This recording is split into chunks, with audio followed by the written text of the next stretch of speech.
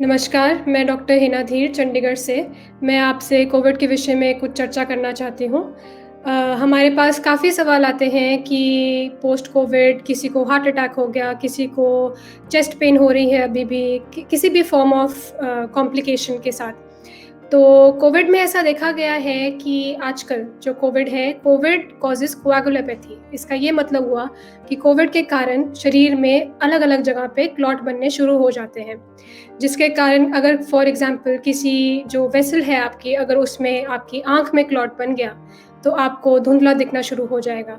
अगर आपकी हार्ट में जो वेसल सप्लाई कर रही है ब्लड, अगर उसमें क्लॉट बन गया, तो आपका वो एरिया इस्कीमिक हो जाएगा और वहाँ पे ब्लड सप्लाई ख़त्म हो जाएगी। ब्लड सप्लाई ख़त्म होने के कारण वो टिश्यू डैमेज हो जाता है और टिश्यू डैमेज होने के कारण वो टिश्यू फ़ंक्शन करना बंद कर देता है।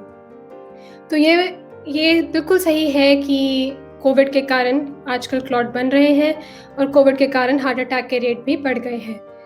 नॉट जस्ट हार्ट अटैक, किसी भी आर्टरी में आपका क्लॉट बनेगा तो वो एरिया आपका इस्कीमिक होएगा और उस एरिया का आपका टिश्यू डैमेज हो जाएगा। तो जी हाँ, हमें इस बात का ध्यान रखना चाहिए, इसीलिए हम कोविड पेशेंट्स को हम एंटीकोएगुलेंट्स पे डालते हैं, ताकि ये जो क्लॉटिंग की ये जो प्रोसेस है, उसको हम काफ़ी हद तक रोक पाएँ।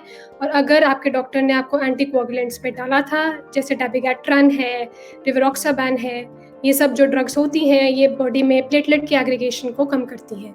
तो जब भी हम किसी पेशेंट को एंटीकोएगुलेंट पे डालेंगे, तो काफ़ी स्तर तक हम इस क्लॉट फॉर्मेशन प्रोसेस को रोक सकते हैं। हम पेशेंट्स को मॉनिटर करने के लिए उनकी ईसीजी एको कराते हैं, क्योंकि हार्ट अटैक के केसेस बहुत बढ़ गए हैं।